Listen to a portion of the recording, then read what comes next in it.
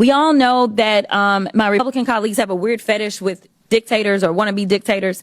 So it should not come as a surprise that they're here attacking global democracy programs. For 6 decades, USAID has been vital in reducing global poverty and hunger, helping to resolve health threats like the Ebola outbreak, which reached Dallas, where I represent, in 2014, and countering regional threats from Russia and China.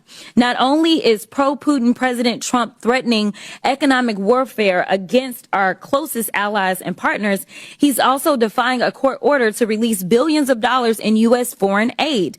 This committee should be providing oversight of the executive branch's illegal impoundment of federal funds. But we're here today so the chairwoman can peddle new conspiracy theories about U.S. foreign aid. The dismantling of USAID is just another part of the Republicans' chaotic foreign policy and pro-dictator agenda. Thank you, Madam Chairwoman, and thank you so much for holding this hearing today.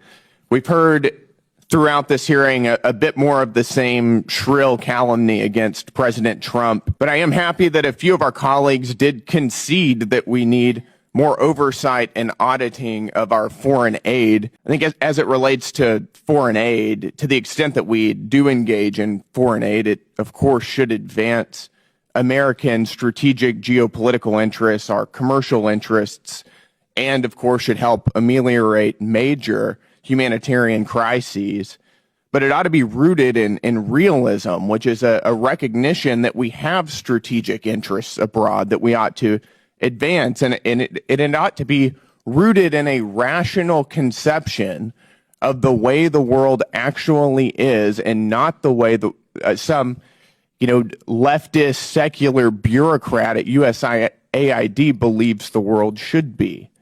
I think that forcing transgenderism and novel sexual fetishes on more traditional cultures does not advance American interests. It alienates the United States on the world stage.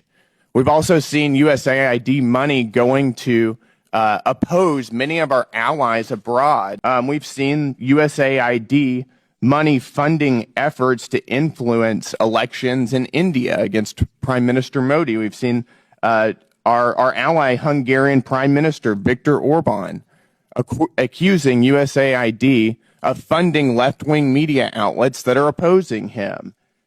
We've seen USAID give $12.5 million just last year to the American Near East Refugee Agency, whose staff openly called for violence against Jews. The refugee agency also funded projects of the Unlimited Friends Association, which is a proxy organization for Hamas. This is not advancing our strategic interests abroad. And these are not promoting American values. Do you think that sex changes and LGBTQ activism in Guatemala is an accurate reflection of American values abroad?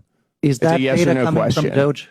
Is that a yes or a no? What I want to understand this is a yes or no question. Doge? Because they counted the same USAID program. $1.5 million to promote job opportunities for LGBTQ individuals in Serbia.